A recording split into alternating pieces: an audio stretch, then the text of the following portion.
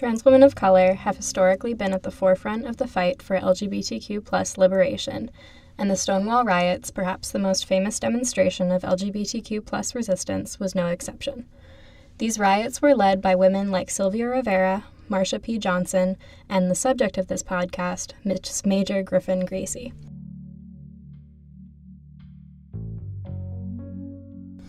Miss Major was born in 1940 in Chicago, and by age 12 had started trying to come out to her parents. Of course, she didn't have the transgender terminology that we have now, so she could only tell them that she didn't feel right. They took her to church and to psychiatrists trying to fix her, but when they couldn't succeed, they eventually kicked her out. Like many homeless trans women, especially those of color who live in disproportionately high rates of poverty, Miss Major turned to sex work and theft to get by. In fact, the National Transgender Discrimination Survey found that Black transgender survey respondents had the highest rate of participation in sex work, at nearly 40%. Additionally, Miss Major began taking black market hormones. This, too, is a common method of survival for trans people, though it can be extremely dangerous. Each time she was arrested for sex work or theft, she was placed in mental institutions. After being institutionalized for a period of 6 months straight, Miss Major decided it was a time to leave Chicago and move to New York. There, she found NYC's Trans Underground, becoming a part of a network of trans women who did what they had to do to survive. They'd often congregate at Stonewall Inn, a gay bar in the West Village. Police raids happened here pretty regularly, with police evacuating everybody from the bar and accepting monetary payoffs to protect bar attendants from arrest. That is, until June 28, 1969.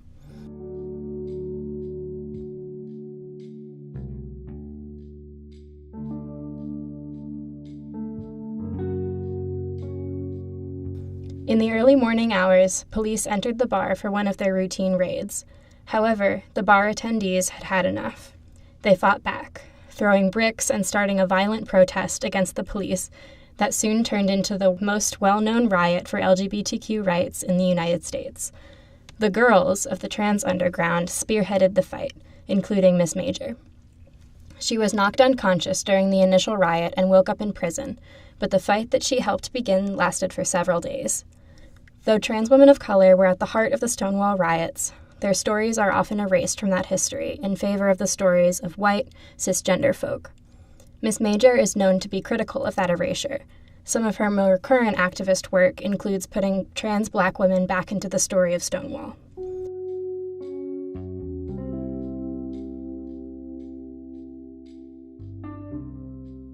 Sometime after the Stonewall riots, she was again arrested for participating in safe-breaking jobs, likely to survive.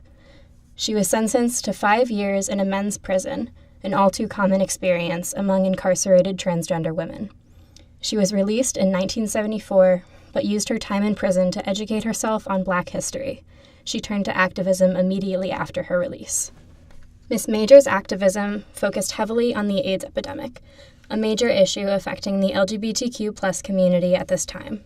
She also joined and eventually became the director of the Transgender, Gender Variant, and Intersex Justice Project, a project aimed at helping incarcerated intersex and trans people. She holds this position to this day.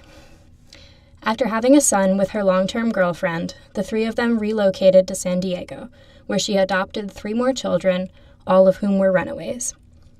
And though she keeps saying that she'll soon retire, she is still continuing her activist work today.